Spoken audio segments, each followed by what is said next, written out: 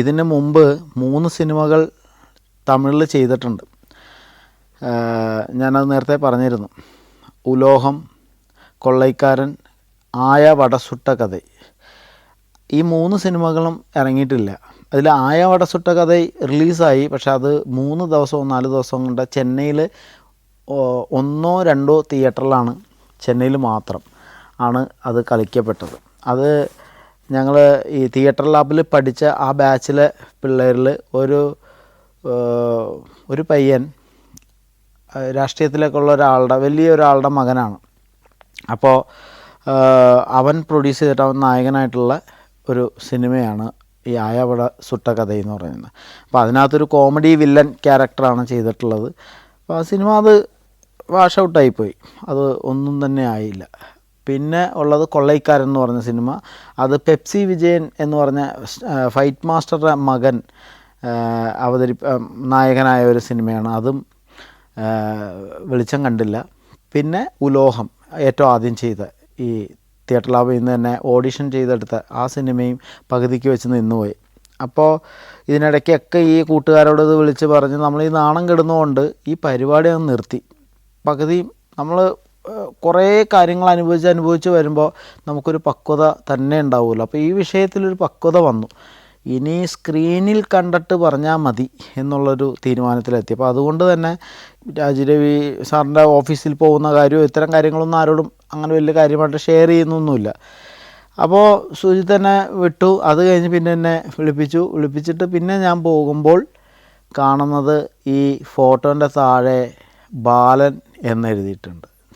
അങ്ങനെ അപ്പം എനിക്ക് മനസ്സിലായി എൻ്റെ ക്യാരക്ടറിൻ്റെ പേര് ബാലൻ എന്നാണ്.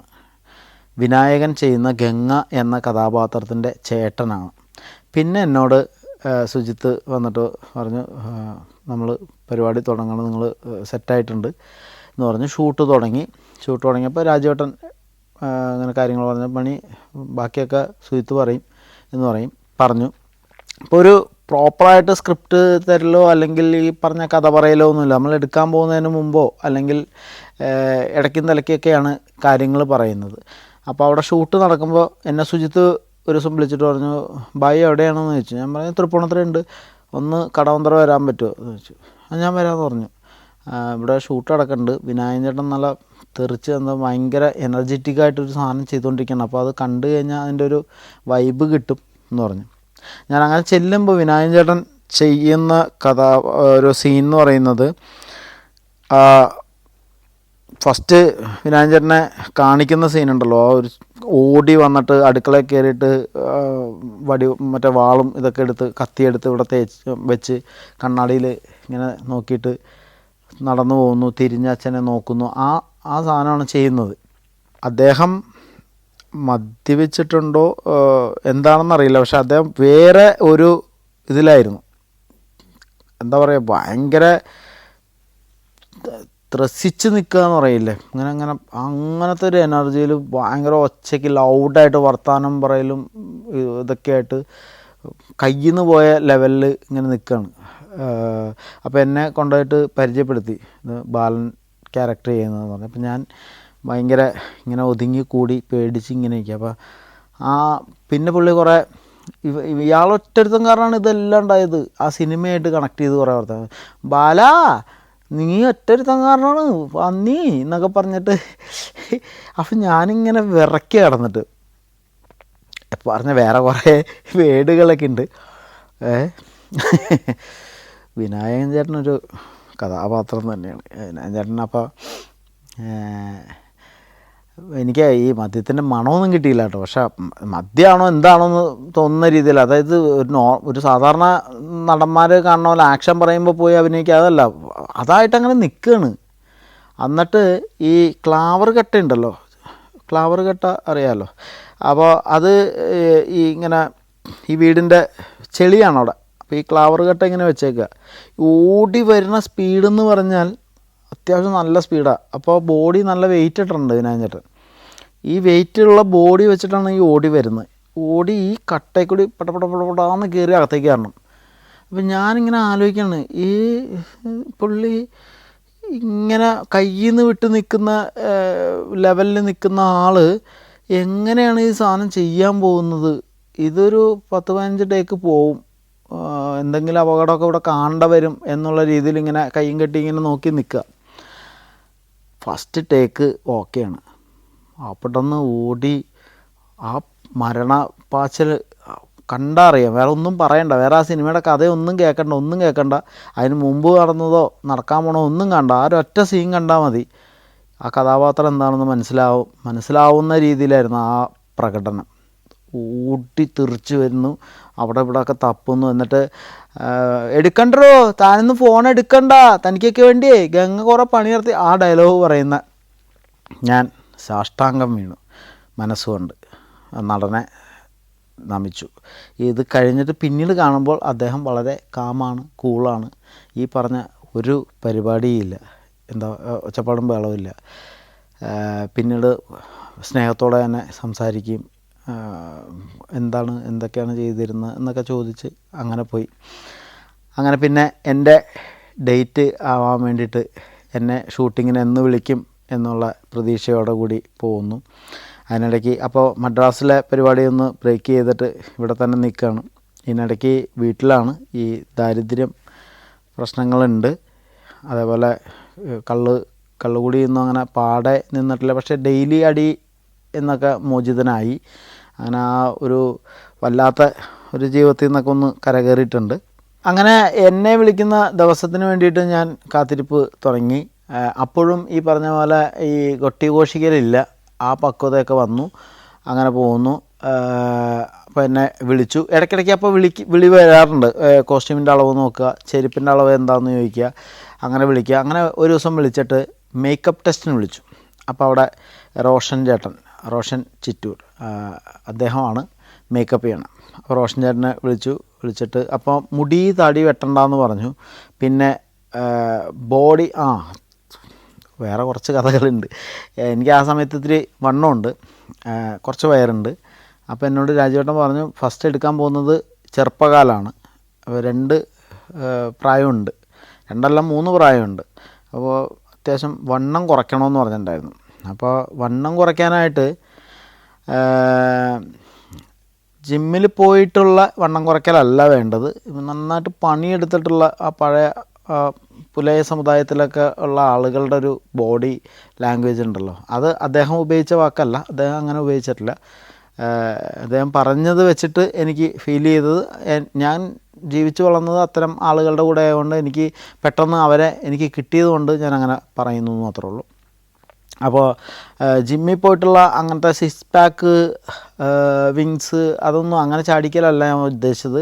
നല്ല പണിയെടുത്തിട്ട് നമ്മുടെ നാട്ടിലെ ചേട്ടന്മാരൊക്കെ ഇല്ലേ, ഈ ഗ്രാമത്തിലുള്ള ചേട്ടന്മാരൊക്കെ ഇല്ലേ, പാടത്തൊക്കെ പണിയെടുക്കുന്ന ആളുകളില്ലേ, അവരുടെയൊക്കെ ഒരു ബോഡിയാണ് വേണ്ടതെന്ന് പറഞ്ഞു. അപ്പോൾ ഈ പറഞ്ഞ പോലെ കുറേ പണിക്ക് പോവും. അതേപോലെ മരട്ടിൽ ജോഷി എന്ന് പറയുന്ന ഒരു കൂട്ടുകാരൻ, എൻ്റെ ആൻ്റണി സേവ്യർ, എൻ്റെ കൂടെ പഠിച്ച, നമ്മളെ കഥയിൽ ആദ്യം പറഞ്ഞു പോയിട്ടുണ്ട് ഈ പേര്. അപ്പോൾ ആൻ്റണി സേവ്യറിൻ്റെ ജിമ്മാണ് മരട്ടിൽ, ശ്രീമുരുക ഹോട്ടലിൻ്റെ മേളിൽ ഒരു ജിമ്മുണ്ട്. ആ ജിമ്മിൽ ജോഷിയുടെ അടുത്ത് പോയി. അപ്പോൾ ഇന്ന പോലെ ആ ജോഷിയുടെ അടുത്ത് ഞാനിത് പറഞ്ഞു, ആൻ്റണി ജിജോനോട് പറഞ്ഞിട്ട് ഇങ്ങനെ സിനിമയ്ക്ക് വേണ്ടി വണ്ണം കുറയ്ക്കണം, അപ്പോൾ ജിമ്മിൽ പോയി കുറയ്ക്കണമെന്നല്ല പറഞ്ഞത്, എന്തെങ്കിലും പണിക്ക് പോകണമെന്ന് പറഞ്ഞു. അപ്പോൾ ജിമ്മിൽ നമുക്ക് പണിക്ക് പോയ ബോഡി ജിമ്മിൽ ഉണ്ടാക്കാൻ പറ്റുമോ, പണിക്ക് പോവാതെ?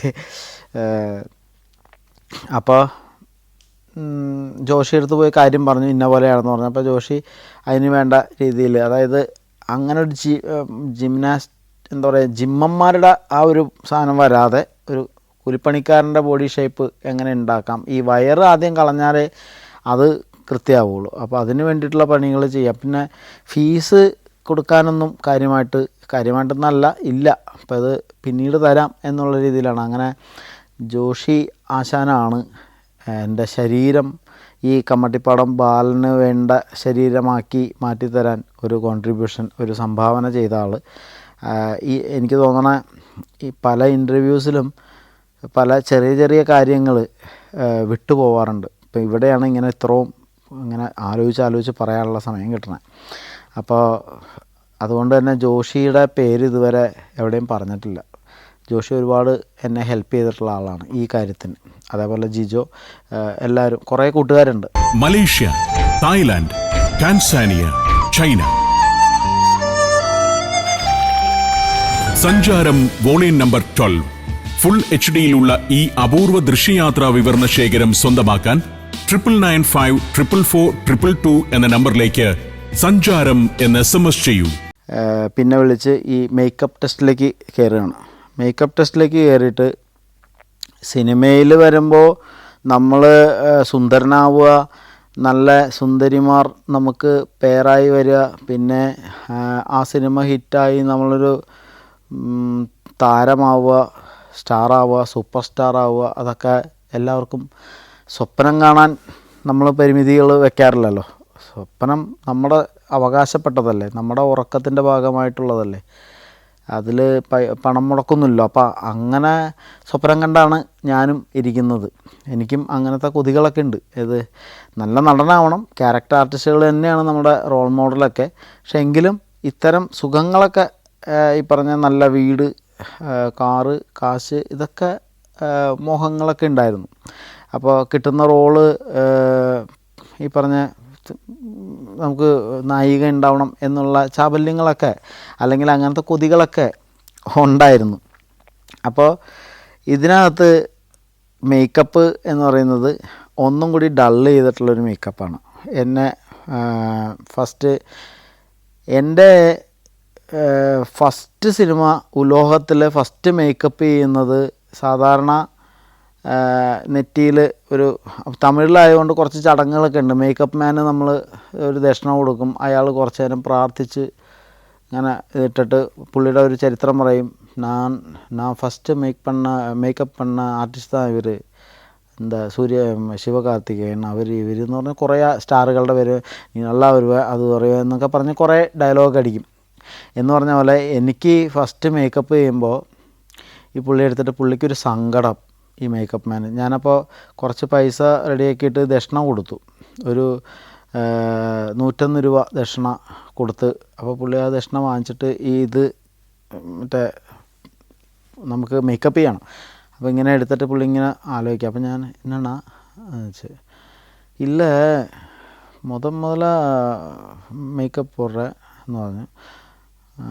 അത് ബ്ലാക്കാக இருக்குது, കറുത്ത മേക്കപ്പാണ് ഇടുന്നത്, അതായത് ശ്രീലങ്കൻ അഗതിയായിട്ടാണ്. അപ്പോൾ എന്നെ ഒന്നും കൂടി കറുപ്പിക്കേണ്ട, വെയിൽ, ഈ കടലിൻ്റെ കാറ്റും വെയിലും ഒക്കെ കൊണ്ട് യാത്ര ചെയ്ത് വരുന്ന ആളാണ്.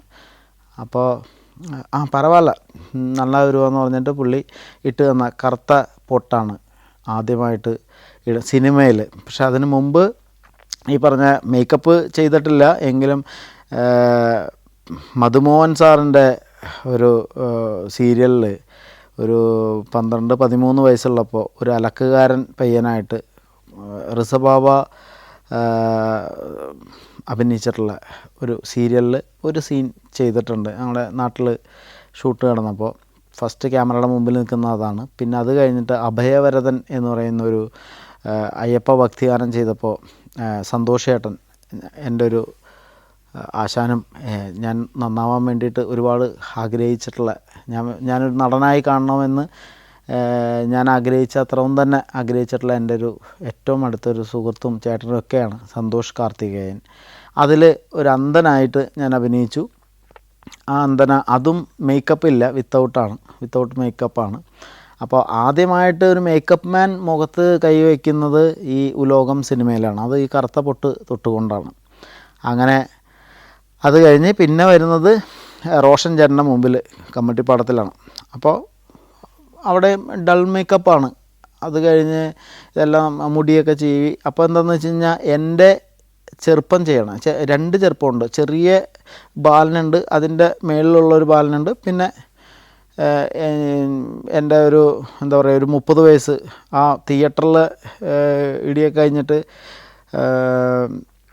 നമ്മുടെ എന്താ പറയുക, റോസമേനൊക്കെ കാണുന്ന ഒരു ബാലനുണ്ട്. കുറച്ച് വയറൊക്കെ ചാടി ഇത്തിരി പൈസയൊക്കെ വന്ന് ചാരായം കാച്ചിലും പരിപാടിയൊക്കെ തുടങ്ങിയിട്ട് ആ ബാലനുണ്ട്. അപ്പോൾ ബോഡിയിൽ ഒരുപാട് പണികൾ ചെയ്യേണ്ട ഒരു ക്യാരക്ടറായിരുന്നു.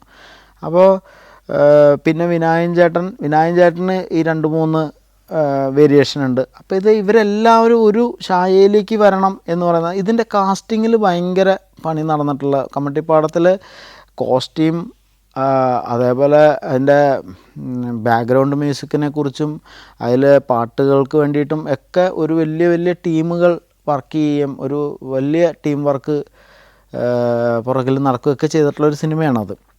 അപ്പോൾ അതിൽ കാസ്റ്റിങ്ങിൽ ഒരുപാട് പണി നടന്നിട്ടുള്ള ഒരു സിനിമയാണ്. അതിൽ വിജയകുമാറേട്ടൻ, അതേപോലെ സുജിത് ശങ്കർ, പിന്നെ അനു, അങ്ങനെ ഒരുപാട് പേര് ഈ കാസ്റ്റിങ്ങിന് വേണ്ടിയിട്ട് ഒരേ മുഖച്ഛായുള്ള ആളുകളെ പിടിക്കാൻ വേണ്ടിയിട്ട് കുറേ പണിയെടുത്തിട്ടുണ്ട്. അപ്പോൾ അതൊന്നും കൂടി കൂട്ടി ഉറപ്പിക്കാനായിട്ട് റോഷൻ ചേട്ടൻ പറഞ്ഞതാണോ അത് രാജീവ് ഏട്ടൻ ഡയറക്ഷൻ ടീമിൽ നിന്ന് പറഞ്ഞതാണോ ഐഡിയ ആരുടെയാണെന്നറിയില്ല, പല്ല് വെക്കാം എന്നുള്ളൊരു ഐഡിയയിലേക്ക് വന്നു. അപ്പോൾ എൻ്റെ മുമ്പിൽ തന്നെ ഇരുന്നാണ് ഈ ഡിസ്കഷനൊക്കെ നടക്കുന്നത്. അപ്പോൾ ഒരു പല്ല് നോക്കാണ്ട് എൻ്റെ പല്ലിൻ്റെ മെഷർമെൻ്റ് എടുത്തു വന്നിട്ട് കടവന്ത്ര ഒരു ഹോസ്പിറ്റലുണ്ട്, ഒരു ക്ലിനിക്ക് ഉണ്ട്, അവിടെ ചെന്നിട്ട് അവർ ഇതിൻ്റെ അളവൊക്കെ എടുത്തു. അത് കഴിഞ്ഞ് ഈ പല്ല് വരികയാണ്. ഈ പല്ല് വന്നപ്പോൾ അത്ര വെള്ള നിറമല്ല, ഒരു ചെറിയ യെല്ലോ ഉണ്ട്, ഓൾറെഡി ഉണ്ട്. അത് കഴിഞ്ഞ് എൻ്റെ മുടിയും കാര്യങ്ങളൊക്കെ വെച്ചു, ഉള്ള മുടി തന്നെ ഇങ്ങനെ പറപ്പിച്ചൊക്കെ വെച്ച് മേക്കപ്പ് ചെറിയ ഡൾ മേക്കപ്പൊക്കെ ചെയ്തു. ഈ പല്ല് വെച്ചിട്ട് അതിനകത്ത് അപ്പോൾ ഞാനിങ്ങനെ ഇരിക്കുക, വായും പൊളിച്ചിങ്ങനെ ഇരിക്കുക. അപ്പോൾ ഇതിൽ എന്തൊക്കെയോ ഇങ്ങനെ ചെയ്യണുണ്ട്, ഇങ്ങനെ ചെയ്ത് വെച്ച്. അപ്പോൾ ഇവർ മാറിയിട്ട് ഇങ്ങനെ മാറി നിന്നിങ്ങനെ നോക്കുക, ഒന്ന് ചിരിച്ചാൽ രാജുവേട്ടനെ കാണിക്കുക, രാജുവേട്ടനെ കാണിച്ചു. അപ്പോൾ ഇതെന്താണെന്നുള്ളത് ഞാൻ കാണുന്നില്ല. ഇത് കഴിഞ്ഞ് ഒരു കണ്ണാടി എടുത്ത് എൻ്റെ കയ്യിൽ തന്നു. ഞാൻ എടുത്ത് കണ്ണാടി എടുത്ത് നോക്കുമ്പോൾ എൻ്റെ സകല കൺട്രോളും പോയി. കാരണം എൻ്റെ ഭംഗിയിലൊന്നും എനിക്ക് അത്ര പോരായിരുന്നു, അഭിപ്രായം ഇല്ലാത്ത ആളാണ് ഞാൻ. അത്ര ഭംഗിയുള്ള ആളാണെന്നുള്ളൊരു അഭിപ്രായം എനിക്കില്ലായിരുന്നു അതുവരെ. പക്ഷേ എനിക്ക് എൻ്റെ പല്ലുകളിൽ ഭയങ്കര കോൺഫിഡൻസ് ആയിരുന്നു. അത് കാരണം ഞാൻ ചിരിക്കുക എന്ന് പറഞ്ഞാൽ എൻ്റെ 32 പല്ലും കാണിച്ചാൽ എനിക്ക് ഒറ്റ പല്ല് പോലും പോയിട്ടില്ല. ഇപ്പോഴാണ് അത് നല്ല രീതിയിൽ നോക്കാത്തത് കൊണ്ട് മാത്രം ഈ അണപ്പല്ല് ഒരെണ്ണം പോയിട്ടുണ്ട്. ഈ മൂർക്കാനും അല്ലെങ്കിൽ അങ്ങനെ വേണ്ടാത്ത പരിപാടികളൊക്കെ ചെയ്ത് ഞാനായിട്ട് കളഞ്ഞതാണ്. അപ്പോൾ ഈ ഇത്രയും നിരയുള്ള വെളുത്ത പല്ലുകളായിരുന്നു എനിക്ക് എൻ്റെ കോൺഫിഡൻസ്. എൻ്റെ ഈ 5 അടി 2 ഇഞ്ച് 3 ഇഞ്ച് ഹൈറ്റിൽ ഈ 65-70 കിലോ ഭാരത്തിൽ എനിക്ക് ഏറ്റവും വിശ്വാസമുള്ളത് എൻ്റെ പല്ലുകളിലായിരുന്നു. പിന്നെ എൻ്റെ മുടി, ഇത് രണ്ടുമായിരുന്നു എൻ്റെ ഹൈലൈറ്റ് ഞാൻ കണ്ടിട്ടുള്ളത്.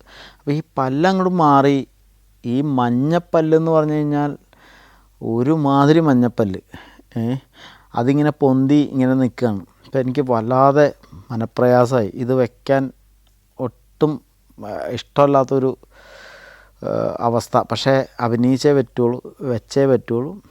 അങ്ങനെ ശരി, ഓക്കെ, നമ്മുടെ അഭിനയത്തിൻ്റെ ഭാഗമല്ലേ, ഇത് കഴിഞ്ഞാൽ പിന്നെ വെക്കേണ്ട കാര്യമില്ലല്ലോ എന്ന് സമ്മതിച്ചു. മനസ്സ് പകുതി സമ്മതം മൂളി. അങ്ങനെ മുന്നോട്ട് പോകാൻ തീരുമാനിച്ചു. അങ്ങനെ തന്നെ ഒരു ദിവസം രാവിലെ പിന്നെ ഞാൻ ആ ടീമിലേക്ക് ജോയിൻ ചെയ്യണം. അവിടെ ഈ രാജീവേട്ടൻ്റെ ഈ ഓഫീസിൻ്റെ ഓപ്പോസിറ്റ് ഒരു ഹൗസിംഗ് കോളനി പോലത്തെ ഒരു സ്ഥലമാണ്. അപ്പോൾ അവിടെ 37 വീടിൻ്റെ നമ്പർ. അപ്പോൾ ആ വീട്ടിൽ ഈ അസിസ്റ്റൻറ്റ് ഡയറക്ടേഴ്സും എല്ലാവരും താമസിക്കണം അവിടെ വിഷ്ണു, ഷെയ്സ്, പിന്നെ അങ്ങനെ കുറേ ഇവൻ വിക്കി, അങ്ങനെ കുറേ പിള്ളേർ സെറ്റുകളാണ്. അതിനകത്ത് ഷെയ്സ് കൊണ്ടുവന്നിട്ടുള്ളൊരു പയ്യനുണ്ട്. ആ പയ്യൻ അവന് ഈ പറഞ്ഞ ഞങ്ങൾക്ക് വേണ്ട സൗകര്യങ്ങളൊക്കെ ചെയ്തു തരും. ഞങ്ങൾ ഉള്ളതിൽ ചെറിയ പയ്യനാണ്. പിന്നെ അവൻ ഭയങ്കര ആക്റ്റീവാണ്. അവനെ വേടൻ എന്നാണ് വിളിക്കുന്നത്. അവനെ ഷെയ്സ് നമ്മളെ പരിചയപ്പെടുത്തുന്നത് എടാ വേടാ എന്നുള്ള, അങ്ങനെ വേടൻ എന്ന് വിളിക്കുന്ന ഒരാളാണ്. അപ്പോൾ വേടൻ എന്നുള്ള പേര് എനിക്ക് ആദ്യമായിരുന്നു. ഞാൻ ആദ്യമായിട്ടാണ് വേടൻ എന്ന് കേൾക്കുന്നതല്ല, വേടൻ എന്ന് പറഞ്ഞ ഒരാളെ വിളിക്കുന്നത്. വേടൻ എന്ന് നമ്മൾ അതിന് മുമ്പൊക്കെ കേട്ടിട്ടുണ്ട്. പക്ഷെ ഒരാളെ വേടൻ എന്ന് പറഞ്ഞ് പരിചയപ്പെടുത്തി തരുന്നത് ആദ്യമായിട്ടായിരുന്നു. അപ്പോൾ മുതൽ നമ്മൾ ശ്രദ്ധിച്ചിട്ടുമുണ്ട്. അപ്പോൾ അങ്ങനെ ആ 37 നമ്പർ വീട്ടിൽ ഈ പറഞ്ഞ ഞങ്ങളുടെ ഫാമിലി മെമ്പേഴ്സിൻ്റെ പേരാണ് പറഞ്ഞത്. ഇതിനകത്ത് ഒരു മെമ്പറാണ് നമ്മുടെ വേടനുണ്ട്. അങ്ങനെ കുറേ ആളുകൾ വന്നും പോയൊക്കെ ഇരിക്കും.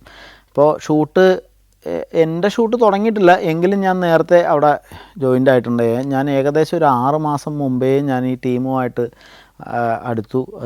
എപ്പോഴും ഇതിൻ്റെ കഥകളൊക്കെ അപ്പോൾ ഡിസ്കഷനൊക്കെ നടക്കുന്നുണ്ട്, കേൾക്കുന്നുണ്ട്. ഇതെല്ലാം എനിക്ക് ഗുണം ചെയ്തിട്ടുണ്ട്. പിന്നെ ഞാൻ ആദ്യത്തെ ദിവസം എൻ്റെ ഷൂട്ട് നടക്കുന്നത് എരൂർ, ഇപ്പം ഞാൻ താമസിക്കുന്ന സ്ഥലത്ത് വെച്ചിട്ടാണ്. എരൂർ കുന്നറ ഭാഗത്താണ് ആദ്യത്തെ ഷൂട്ട് നടക്കുന്നത്. അത് ഷൂട്ടല്ല, എൻ്റെ ലുക്ക് കംപ്ലീറ്റ് ലുക്കായതിനു ശേഷം രാജീവേട്ടനെ കൊണ്ട് കാണിക്കണം. അപ്പോൾ ഈ ഹെയറായി, കോസ്റ്റ്യൂമായി, മേക്കപ്പ് കാര്യങ്ങളൊക്കെ ആയി. അപ്പോൾ ഈ സമയത്താണ് ഞാൻ ഇയാളുടെ ബോഡി ലാംഗ്വേജ് ഒന്ന് കാണിക്കണമല്ലോ, എങ്ങനെയാണ് നടക്കാൻ പോകണമെന്ന്. അപ്പോഴാണ് ഞാൻ ഈ റബ്ബർ പന്തിൻ്റെ കാര്യമൊക്കെ ആലോചിച്ച് ഞാനൊരു സബ് ടെസ്റ്റൊക്കെ ഉണ്ടാക്കി. അതായത് ഏകദേശം കണ്ണംകുളങ്ങര തോപ്പിൽ, കല്ലുവെച്ചകാട്, മോനപ്പള്ളി, കുറുക്കങ്കാട് എന്നൊക്കെ പറയുന്ന സ്ഥലങ്ങളിലെ ആളുകളും അല്ലെങ്കിൽ അവിടുത്തെ ജീവിതവും ഒക്കെ ആയിട്ട് ഭയങ്കര സാമ്യം തോന്നി. പിന്നെ ഈ പറഞ്ഞ ഈ ഗ്യാങ്ങുകൾ തമ്മിലുള്ള അടി ഒക്കെ എൻ്റെ കാലഘട്ടം തന്നെ. ഈ 90 എന്ന് പറയുന്നത് എനിക്കത്ര ഓർമ്മയില്ലാത്തതല്ല. ഞാൻ 84-ലുള്ളതാണ്. ആ ക്യാരക്ടറിന് വേണ്ടി ഞാൻ ചെയ്തു വെച്ചിട്ടുള്ള മൂവ്മെൻറ്റ്സ് ഞാൻ രാജീവേട്ടൻ്റെ മുമ്പിൽ അവതരിപ്പിക്കുകയാണ്. അപ്പോൾ അതിൻ്റെ റൈറ്റർ പി ബാലേട്ടനുണ്ട്. പിന്നെ മധു നീലകണ്ഠൻ.